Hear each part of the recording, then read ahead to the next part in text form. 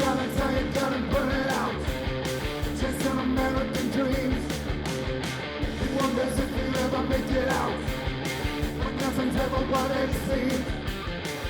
Money coming in and going out. Hello, Mike from Music Shack again with a wonderful Greco Les Paul. Proper name, the Greco PC98K. PC being Phil Collin. It's a signature model from back in the 80s. It's got an 84 date stamp on it. It was in the 85 brochure, which I'll put a picture up of. I think I've got a hold of a copy of that. It's a Les Paul custom. Very, very heavy guitar, non-chambered. The weight obviously added to by this fairly substantial Carla bridge. I'll talk more about the bridge and the tremolo, and I'm not doing a second demo, but I'm going to do a separate bit of a demo of the trem, just to show it in action rather than using it all the time, because it's a versatile guitar. You can use it with or without. It is a high-end guitar, was this one. It was one of the higher price models, 98K being the 98,000 yen that they would have charged for this, and that's back in 1985. So if you do your currency conversion, you can see that was quite a bit of money even back then. It's a really, really substantial guitar. I've got a weight, but my guess is it weighs about 11 pounds. It's the heaviest Les Paul style guitar I've ever had. It looks stunning. I think it's got a nitro finish based on the way it looks, the fact that it has no sort of faded areas. Somebody might tell me different, I don't know. I can't read Japanese, so I can't read the spec sheets on the brochures, and they're all in Japanese. Correct me if you want, but it looks it. It had the price tag at the time for it to have that kind of finish as well. Either way, stunning looking in black. It's got a few marks and light dings as you would expect. Not many though. The front of the guitar has really got nothing more than a bit of cleaning and playing rash.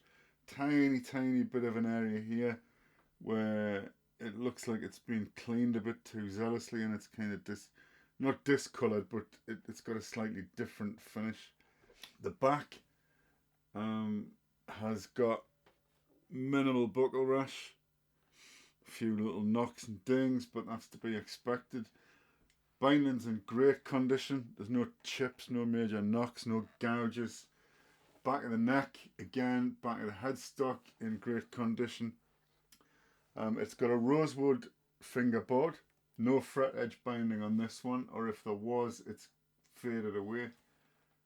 Actually, sorry, there are some nibs there. They're just very small, so they've faded over time.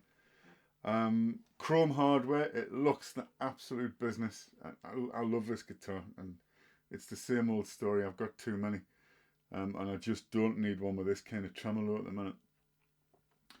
Chrome, matte, sort of silver steel coloured tuners, which are Greco branded, which you can see there. There are also photographs on the listing. Looks wise, not much more to say about it. Mother of pearl headstock inlays. The gear in it, it's got Greco Maxon dry pickups, not dry Z as far as I've been able to find out, but something I've seen referred to as dry 82. But these are just big, full sounding humbucker pickups. They sound great, and you'll hear that in a minute or two. The pots are stock 500k, high quality pots, high grade wiring. The switch, as far as I'm aware, is the original. The wiring is all the original output. It's got a brass nut, and it also has a locking nut at the top, which is essential for the tremolo, but quite a handy thing to have when you're playing without it as well, because you can very quickly fine tune the guitar at the bottom here. It's got the original original volume buttons, pot cores, whatever you want to call them. It has been cleaned and maintained by me, so the usual works, which I'll put up on here. Basically a deep clean, full nourish of the fretboard, frets cleaned, the whole lot cleaned, serviced and reassembled, and that's it. You probably don't need me to waffle on any more about it. I'm going to do the usual run through with a clean sound through the various gain settings across the different pickup combinations. I'll try and remember to do a volume and tone test because I sometimes forget, but they're crackle free and maintained. And then I'll do at the end, I'll do a little bit on the trem.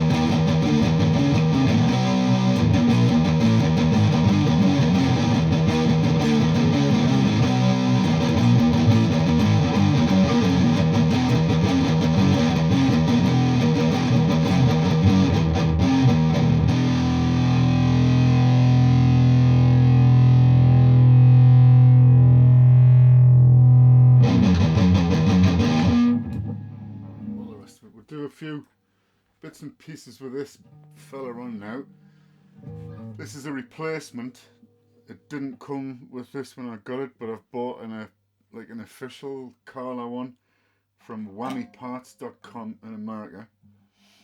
You've obviously a couple of options with it. You can kind of turn it as far as it'll go, where it ends up about here. So if you're wanting it to hand, turn it kind of casually rather than all the time, you may well have it sitting at your side there.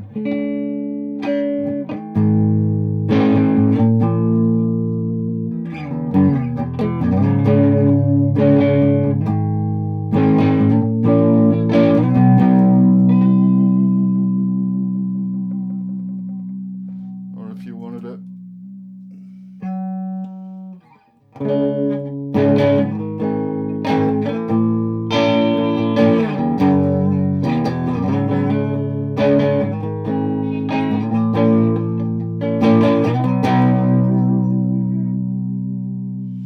these are obviously just kind of vibrato stuff I'm playing because it's a clean sound.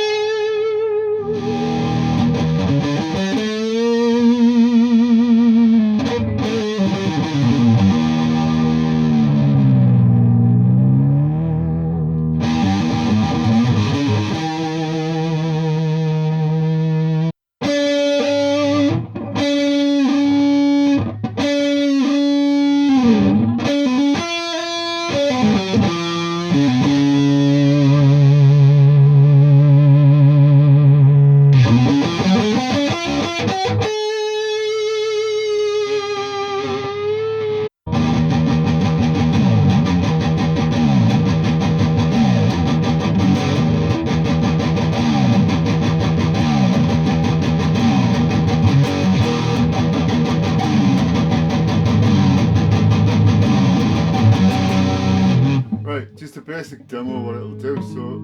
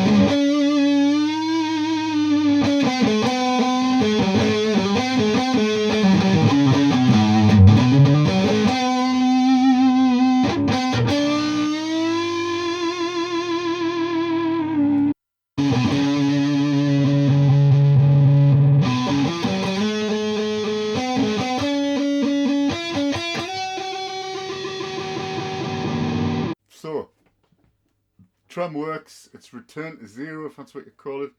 Seems pretty good to me. Floyd Rose, I've never really played one of them before, but Carlas have got a good reputation. It's a massive, solid bridge tram. It's integrated into the arch top body. So what they did with this guitar, I think it's a standard Greco size, but they put a small cavity in. So when I took this bridge off to clean it, I was curious more than anything else because I hadn't seen one of these before. I wasn't sure if it was like a flat top sitting on the bridge posts here, not a flat top but a flat tremolo, but there is actually a cavity about that deep, which is fully integrated, factory made. So it's, you know, somebody hasn't taken a hacksaw and a bloody drill to it. I would keep this as it's a great guitar to play. It's so heavy, it sustains really, really nicely, even though it's got a different bridge and it hasn't got like a hardtail bridge, if that's what you want to call it. But it sounds, the pickups in it have got lovely, especially at the bottom end. Fantastic for blues and rock, or blues rock, or kind of melancholic, clean sounding guitar parts. It looks the absolute business and it's great to play. But as I say, it's not, this trem, I'm not going to do it justice by keeping this guitar. So it's better off with somebody who's really going to use it to its potential.